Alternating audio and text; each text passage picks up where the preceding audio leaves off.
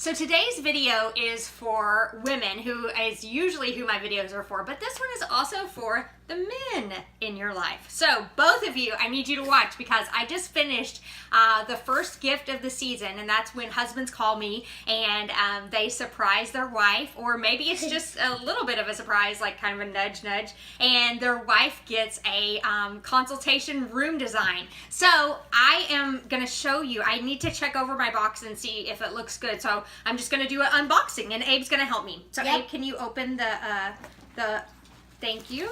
All right, so here, hold on. We gotta go slow. Okay, so here you have just the top of it. It just has a Courtney Warren home sticker, and it's tied with twine.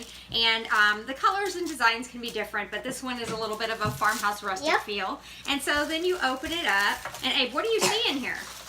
This. Okay, so what is that? So it's a big glass box, and this one I put in the little ribbon candy, kind of a vintage look. So that's just a cute little box that goes in there. And then what is this, Abe? This is, I know what this is. What? A plant. A plant. But Very good. But also this is. Yeah?